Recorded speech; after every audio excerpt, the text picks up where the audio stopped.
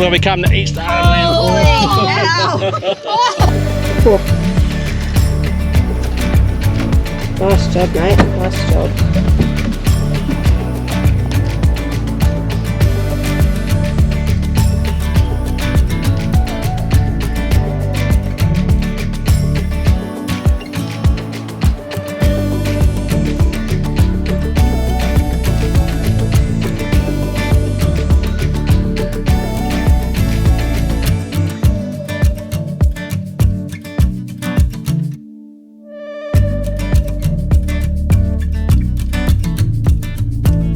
Massive shout out to the following businesses that have jumped on board with us to support our travels, plus give you guys out there some amazing discounts. Well, after 3 days of travelling on that road, we made it here, Nhulunbuy, one of the bucket lists I've been wanting to go to for a long time. So we are stoked about this one, and we look forward to showing you guys around Nhulunbuy and all around the area of the campsite. So stay tuned, guys, and enjoy the video.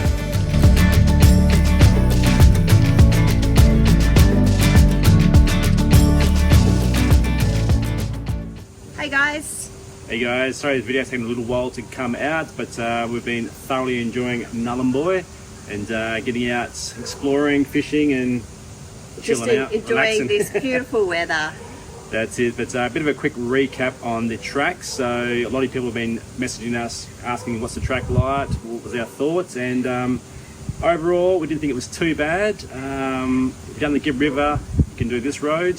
It's 700 kilometres long, so there is sections which are good and some sections which are really bad, aren't they? Yeah, there are. You know, it's a very enjoyable road, that's for sure. We spent 3 nights on the road at 3 different camping locations. Yeah. But overall, we didn't experience too much. Obviously, there was a little bit of dust here and there inside the van, a couple of little small things which you may have put up and seen in our stories. But overall, little things to the truck, there was nothing. We had a little bit of dust in the canopy. So the truck overall, the Ram, not one thing went wrong with it. We let tyre pressures to 40 in the rear and 30 in the front, and that was perfect for the corrugations. We are still quite heavy. And yeah, as you say, no dust in the cab, just a little bit in the canopy, not much. But with the airbag suspension and that Gen Y hitch, it sort of absorbed a lot of that corrugations and bumps. So that overall was good. The caravan, unfortunately, we lost an airbag. So we have the Cruise Master ATX suspension. I'm not sure what happened. Either a rock's come up and hit the bag, and as it's doing that effect, it's pierced it, or something happened. But we noticed halfway through the track that was losing pressure. So Ren Cruise Master, they were so good. Had it air freighted out the next day, and within 2 or 3 days we had one here in Nhulunbuy. So super happy with that. You basically fitted that yourself. You didn't find it too hard. Straightforward. 3 or 4 nuts, drop a new one in, new connection, and that was it. So yeah. We didn't do any tyres or anything on the truck or the van, so that was good. That's it. So the caravan had 30 psi in the tyres, and then we found that was quite good. The stove hinge. So we have a little stove hinge that you like a piano hinge. Yeah. So when you lift up that first cutting board or the board, then the stove's underneath. That's the hinge, like a hinge at the rear. The pin came vibrated out loose. So that was out like a fair whack. Pretty much half the length, yeah. So otherwise that was okay. The combi inverter under the club lounge, they had 4 screws that held it in position. All 4 screws came undone and just sort of floated in the cupboard, and we had 3 milk containers in there, and somehow the screws hit the milk containers, pierced them, and we had milk coming out. Yeah, and juice, you know, like those 1 litre. Just those 2 litre ones. They all fit in there perfectly, but due to the vibrations and whatever, and that's how I noticed it, it started to run out onto the floor, and I said to Cam, oh God, what's that? And yeah, luckily, otherwise we probably would have never have noticed. No. But another quick fix. Yeah, that was pretty straightforward. A couple of screws come loose in the shower, like the dividing door, which was easy to fit, but just minor things, nothing really major. We had a bit of dust come through on the floor, so obviously filings that have from build stage have sort of worked their way out and sort of onto the floor. But overall, the corrugations that were on and the bumps and that, I think it handled very well. So and the dust reduction system did a brilliant job, like a fine little skerrick on the table and things like that, but given the amount of traffic that we were passing and it was pushing the dust into the dust reduction system and everything, it's inevitable you're not going to be able to get a little bit in the van. No. But apart from that, you know, we didn't have any lids pop off in the fridge or in the drawers. I kept, you know, majority of stuff pretty tight if I could. All the cans and jars and stuff down to the lowest point in our cupboards. Yeah, and it was pretty really good. That's it. Pretty much preparation. If you're going on these sort of roads, Gibb River, Central Arnhem Road, same. Just prepare yourselves, you know what I mean? Let your pressure tyres down, pack your van well, and yeah. The road actually was really good, I thought, in some sections, and in some sections we just thought, oh my god, major what are we doing here? It's just corrugations and potholes. Because there's trees either side of the road, you get a lot of shading, so when you come around bends or whatever, you just don't see these potholes because obviously there's shade. So speaking to the locals here, they said they sort of travel at night time. With the lights you can sort of see everything, but during the day you get a lot of shading, so it does sort of hide some of these potholes. You think the road's good, you start speeding up, and all of a sudden there's a big washout in the middle of the road or something like that, and you sort of, you need to slow right down. So I think the average speed we sort of set on was about 60 kilometres. Some got up to 80, and some were down to sort of 20. So yeah, a bit of mix. Use a bit more fuel too, you're sort of stopping and starting, speeding up, slowing down. But no, overall we thought the track was quite good. Yeah, the locals reckon that's the best they've seen it. So you know, it can be a lot worse. So we'll leave it there. We won't bore you with too much of the track. Got any questions, send us a message and we'll get back to you. Yep, thanks guys. Just quickly on the airbag. So this is what the airbag looks like when I've removed it. 2 screws on the top, one underneath, and it was leaking under here. So as this part sort of comes up and down, air was coming out of there. So I can't quite see exactly where it's leaking from, but that's where it's coming from. Hey guys, going to quickly go through our Mangrove Jack boat trailer. So this is our boat trailer here, pretty much in all in parts, and I'm going to show you quickly how to put it all together. So quick background on Mangrove Jack. Mangrove Jack are a WA built boat trailer.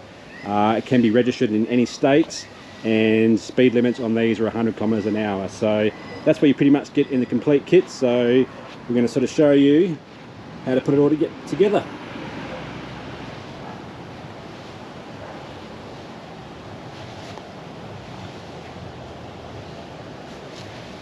Okay, so I find if you lay the whole trailer out first, it's a lot easier before you put the pins in. So starting with the rear.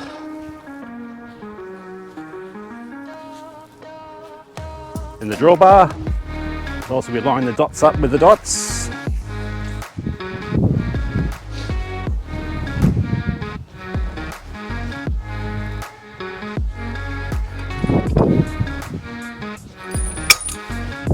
Then grab the rollers. The rear roller, middle roller, and the front winch.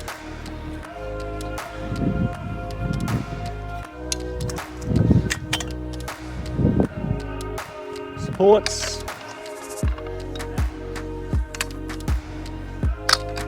And then the 2 tyres. The tyres have 1 dot or 2 dots.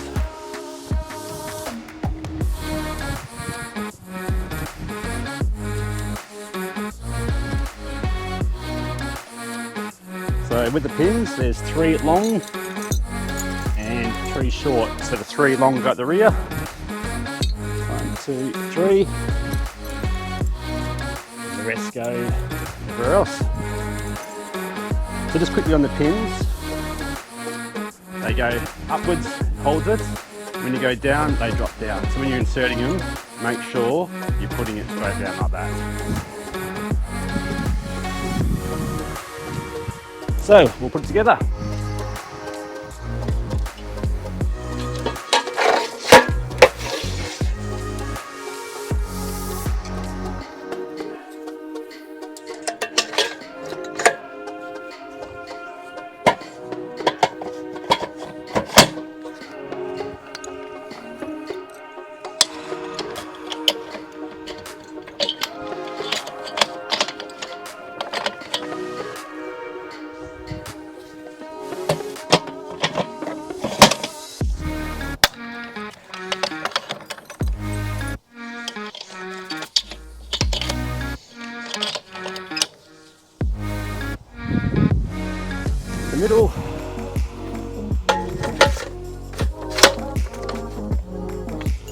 roller.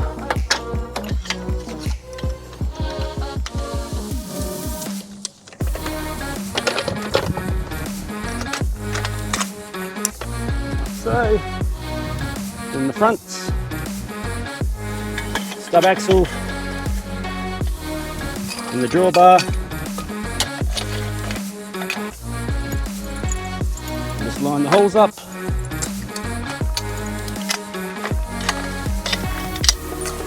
Turn twist, in the front, winch.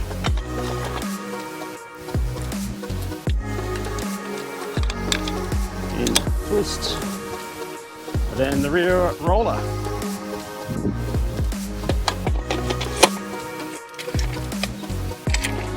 And that's all of 3 minutes. That's how it takes to put a mangrove jack trailer together. Right guys, so that's our first day of fishing here at the Gove, and we've got the local knowledge Matty taking us out today.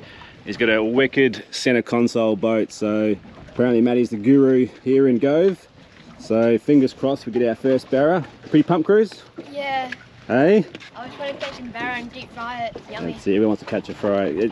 I mean, a fish. So I tell you what, barramundi is the best eating fish I reckon we've eaten so far up north here, isn't it? So good. Yeah, it's going to be freaking awesome. Can't wait. That's it. Oh, well, so we're going to punch out. Weather looks all right so far. Might be rough around the corner, but apparently knows a couple of secret spots. So let's go along. And it will be a bit rough punching across the bay. Yeah, that's fine.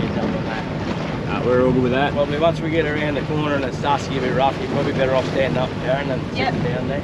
Yeah. Doing that till you're all the way across the bay.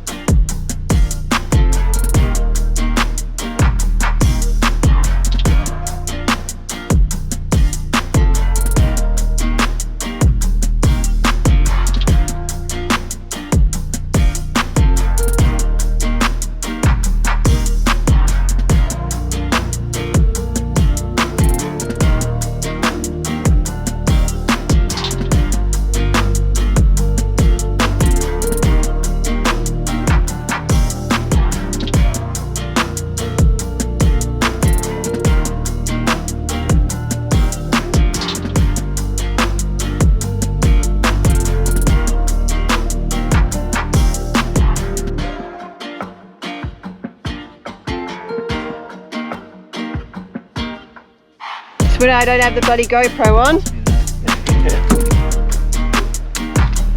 On crazy, hey? I thought it was snake or something. Alright. Smash that. Scared the crap out of you or what? Oh wait, I thought it was hooked up and I was like, Okay, you want to get some Hold it, pictures? yep.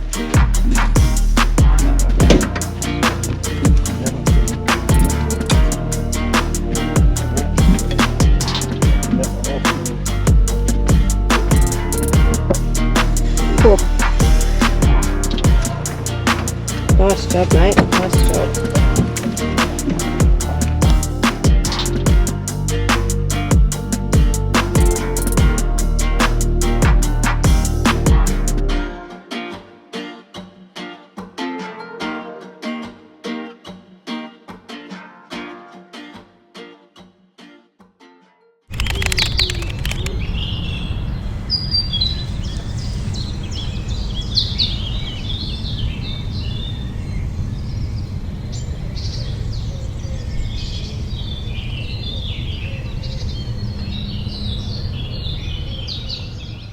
Okay, we're going to show you our custom boat loader and how easy it is to take off. So it's pretty simple as just a remote. You connect your cable up with Anderson plugs and then up we do. So I've got my assistant here, Cruz. You come do the remote? Yep. So Cruz loves pressing the remote. You can do it by yourself. So, all right, so down we go, mates.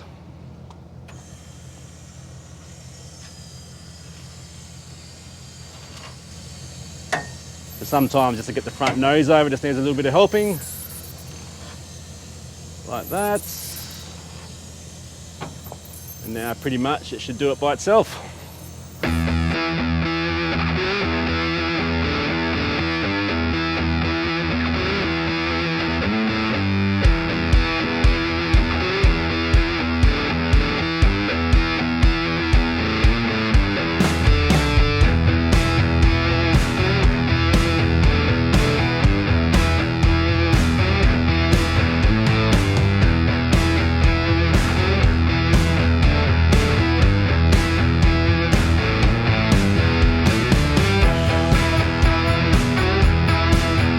Pretty much how you take the boat off.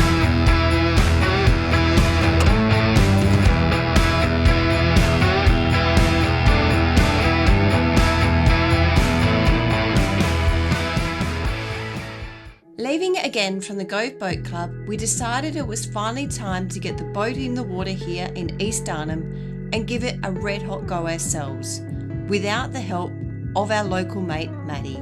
As we cruised out, we couldn't help but take in the view across the bay. In the distance, the conveyor belt stretched right out over the water, a truly unique and incredible sight to see in such a remote part of this country. This is all part of Rio Tinto Gove operations, where bauxite has been mined since 1971. What's even more fascinating is that for over 4 decades, the bauxite wasn't just exported, it was processed right here on site.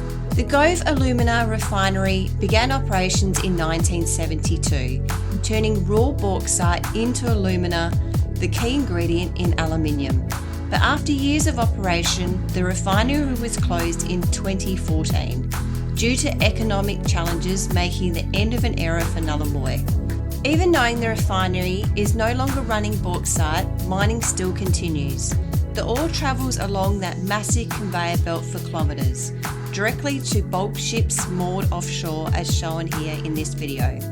No trucks, just a belt-fed system that moves red earth straight to mine to market. It's something you don't get to witness very often, especially in a place like this, and we feel very lucky to have been able to see it all before the full closure of this operation. It's not just the end of a chapter, it's a piece of Australian industry where we were fortunate to witness firsthand. Today, Rio Tinto is focused on what comes next, rehabilitating the land, returning it to the traditional owners, and working together on the region's future. They've also begun what's called the largest demolition project in Australia, removing the old refinery and recycling over 140,000 tonnes of steel, equivalent to 21 Eiffel Towers. At the same time, they're building large-scale solar farms to support East Arnhem's energy needs moving forward. Out in the water with the conveyor, running in the distance, and country all around us, it was a moment that really made us stop and reflect. Industry, culture, and raw beauty, all meeting in one powerful place. And for us, a memory we will never forget. So Dad just hooked up the big mackerel, I think. Starting big, mate. It's coming towards us, but it's diving and carrying on, so... I reckon this is a big mackerel. Hopefully we don't lose this. Either that or it's a big bloody shark. Big bloody shark, yeah. Been carrying on like crazy, boss. I'll just wear it out a bit.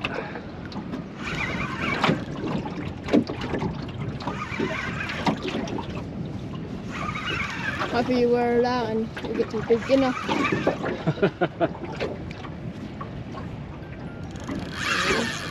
Oh, it's coming towards us. Oh, no, it's not that down.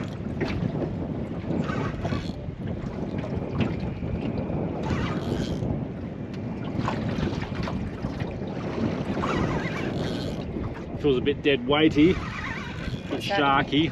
Does it? I reckon it's a back.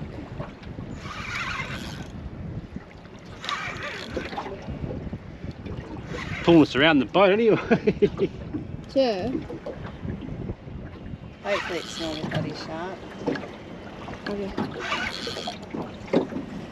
Holy hell. Oh my gosh. It's going away now. Oh, Oh. oh. Wow. No, it's not a shark. It's It's not a shark. It's not a shark, no way. I've just seen the body. Oh, it's body. Oh, maybe it is. Oh my god, it's huge. Over this way now. Oh, Oh no, it's a mackie. the Mackie? Wow. Big mackie. Keep filming, cruise. Yep. Oh my god, look at the shine. It might be a big Jewy. Big G. How am I going to land this? No, it's a mackie. It's a mac. It's a Mac. It's a mackerel. Oh my gosh. This is where we need a 𝙏𝙼𝙖𝙣𝙠𝙨.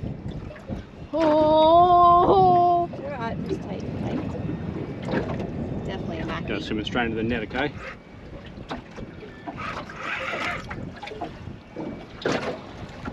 No, no, too low. Too low.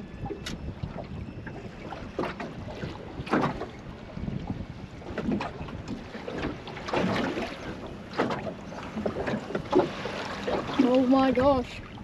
Get him. Hang on. Hang. Hang on, off game boat tail.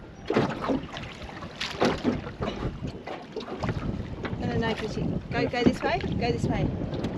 You've only just. I know. You've only just hooked I him. understand. But I think it's going to work in the net. No, I don't think it's going to work either. But Hang on, look at the tail. I've got it. Just step back, cruisy. Yep, that one.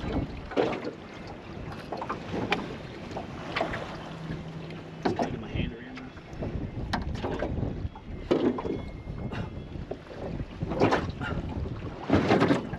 Oh my gosh. Let's get his head caught in that net. I can't hold anything more. And that's Got it. I've got it. Oh my god! Oh! Holy hell! Yes! Let's go! This is where we come to East Arnhem Land. Oh! No! That's like a Broke the 100. net. Has it? Broke, oh my god, broke the net. shit. Oh. That's a real good mackie. Oh my god. It breaks the net, but we don't care. Oh. Don't put those teeth too close to me. Oh my god. My goodness. That's some bit of meat there. He must have just sawed straight through that net. Look at his teeth. He's shaking. Oh, Good on you, Dad. thank you. I hooked him and then they will Did it get come that. to what?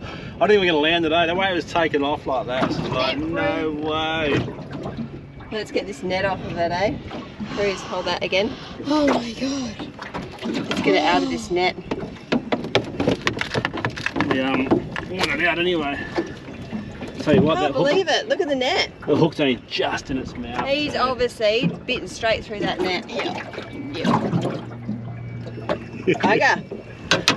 Yeah. Ripping that. That's not good. Oh, holy hell. Oh my goodness. Big Pass the mackie. supplies and I'll get this out. You've only just hooked him. That's what I just said. Oh, it seems to be alright.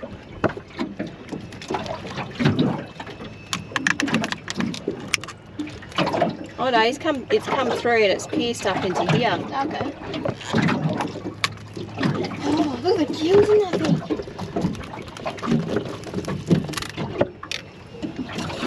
Doesn't want to come out. There you go. Oh, I'll type that not alright then. Oh, look at the colours. Holy crap. Alright, I think it's picture time for Dad. I think it's picture time. Holy hell. So that was pretty good. Welcome to East Arnhem Land. Holy hell. So my doggies, My doggies, we have fish on board. we have fish. We have lots of blood. But anyway, this is our catch for today. So we've got a massive big Spanish mackerel and 4 good keepers in nanny guy. And we probably dropped about, what, 3 or 4 back? And a few little couple were a cods. little undersized, but yeah, we had some big hookups out there, didn't we? Massive, lost another big mackerel as well, but we got one on board on the deck, didn't we? It's good not to be too greedy because we ain't got that much freezer space. But That's right, this will be enough for a feed and share with some friends. beautiful. But yeah, Nice big meat there. this is why we come to Arnhem Land for, to get this sort of stuff. So we're absolutely pumped, eh? So we're just sitting out here in the harbour. Cam's going to fillet these guys up before we go back in and get rid of their frames and heads, so we don't have to bring them home. And then we'll take you home and we'll fillet this big guy up. Yeah, we'll take us back and we'll cut him into little steaks, I reckon, like they normally do with mackerel. So Can't believe how hard they go. They go hard so quick. they're pretty stiff, don't they? Yeah. It's incredible. Yep. Yep, put on a good fight. You did well to bring that one in. All right, Cam's doing a little bit of filleting up. You love that job, don't you? Yeah. Not really. You've just sharpened your knives, so how are they going, all right? Not too bad, actually. It's Beautiful, clean flesh. flesh, yeah. No blood in them whatsoever. So the bone marks, yeah, they're sort of a bit different to snapper, eh? Like, but no, it's just. Be interesting to find out if these are actually what you think they are. You're definitely nanny guy. You can tell by the goldfish colour. Yeah. Long nose nanny guy. We googled it. No, long, Big mouth. Yeah, big. Big mouth. Big mouth nanny guy. I don't know. If you guys think differently, drop us a little comment in the comment box and let us know your thoughts. But yeah, rib cage there. They're very similar to a thing, but otherwise not too bad a filleting there, I think. Hey? I think you've done pretty well. Let's see if we go getting the skin off. Alright, let's see. Going to put you to the test now, aren't we? Yeah, put it on camera now. We'll just stuff it up. I think you've done it so many times that you're pretty good at it now.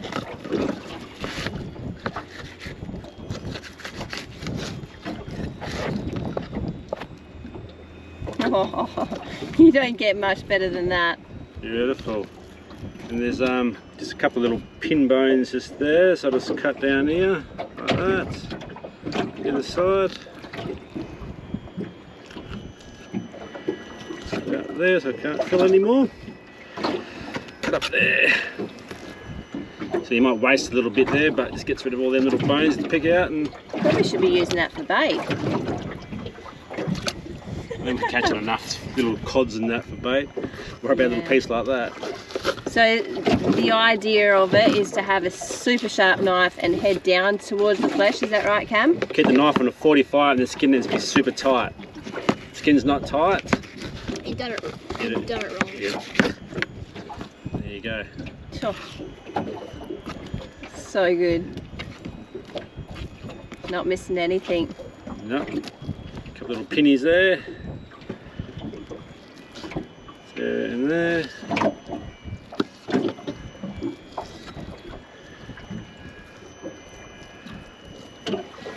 Tight is always That's right. another fish done. Another fish.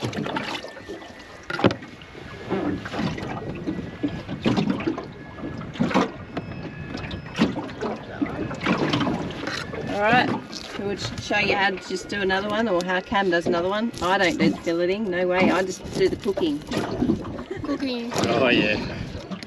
Cruz was the same before, these guys got little prawns in their bellies, have they, Cruz? Yeah, I think you should cook them. You should, on bait, you should put some prawns on there. Because we just looked inside the stomach and there was 2 little prawns in there. So There was one there. I think you should just prawns if you want to catch his fish. The only problem is prawns in that depth of water, they don't stay on the hook very well. No. No, and that's what we were finding. We were using a little bit of old herring from Esperance, and it was doing okay, but they just have a little nibble and it comes straight off. So we were using a bit of squid there after a while, and then we caught some... Bit of squid jerky to hold it onto the hook. Yeah, and we were using a bit of herring, weren't we, not a bit of herring, a bit of rock cod that we had caught down from below. So I'm loving that.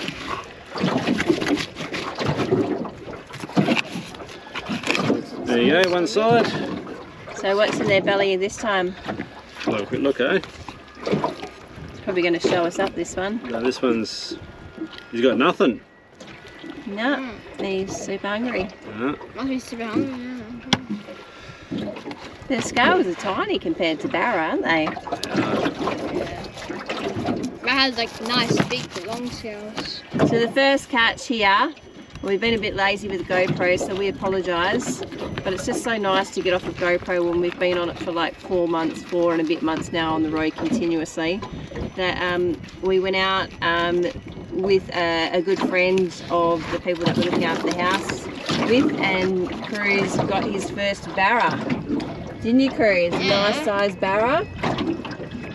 And there's a bit of a tact to catching them things. They're a fussy little fish. We've been out there again since, but it's all about the tides and yeah. So anyway, it was low tide when we punched out today, so we thought, no, we're going to go deep sea fishing today, and luckily enough, Paid off. Paid off, didn't it? Yeah. So anyway, we'll continue to fillet up these fish, and we'll get back home and we'll show you filleting up this guy that's just sitting here nice and pretty. So we've got to get him home soon. Bob's right there, my doggies.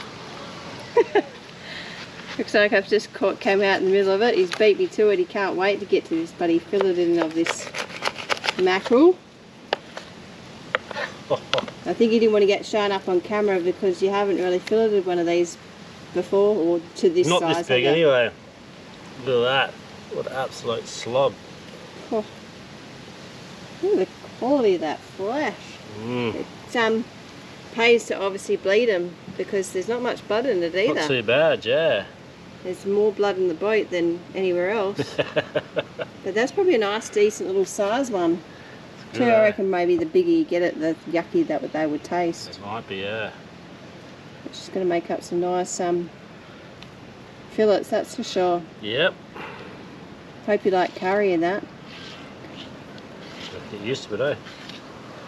It makes the best curries, doesn't it? Fish curry, that's it.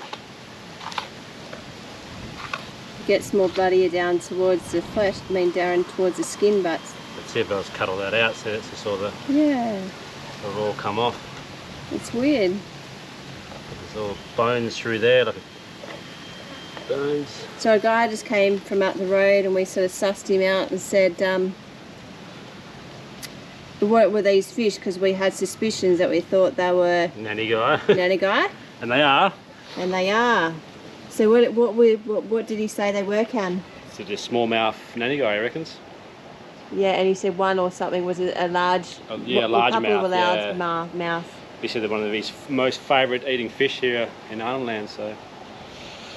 He said the smallmouth ones can go leathery really quickly or something. He Yeah, said so. they You can, really got to get them filleted up quite quick. So That's it. glad we did them while we were out in the boat. But anyway, Let's tackle this. let's tackle this one and get this in the fridge before the flies eat it. I thought you said there were no flies in Arnhem Land. They are now with the mackerels out. Yeah. Look at that big head. Oh, I'm going to do all this. I've got room to put everything. I gave one of the tails to the dogs. They didn't share. One took it and that was it. And here goes the second fillet. I think we're not needing to buy any meat for a while, or what? Not too bad, look at that. That's the bone there. Probably a little bit rougher on that side, but when you got this much meat, I'm sure you could waste a little bit. What are you going to do with the other side? You have, oops, a little bit, haven't you? Yeah. But done pretty well for your first time. At least Well, you didn't butcher it anyway. Nah.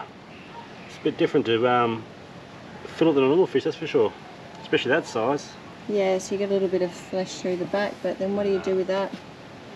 Cut it up and I can make some mackerel cakes. Sashimi. You try it. I'll sit back and watch. Oh, there is a nice big chunk of meat there. Do you like sashimi? No. Have you ever tried it? No. You're not about to? No. There you go, down the hatch. Nah. How about you go first? Nah. There's a big chunk through here too. Anyway, I better stop taking the yip out of Cam. He'll end up chopping me up with a knife, I reckon. That's it, I'm on the knife, not you.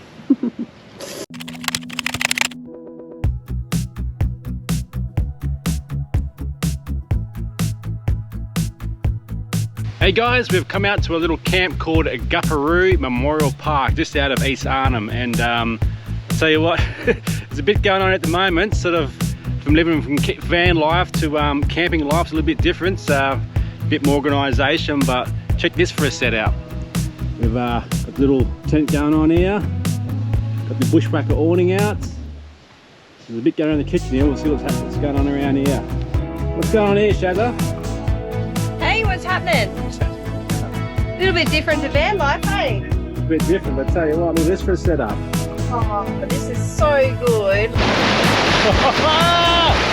at this! The dad bod's in the waterfall.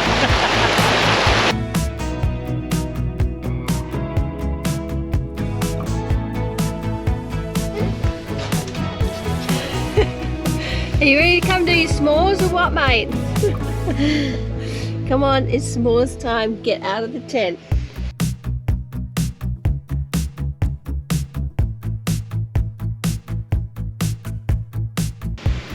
He's a big boy.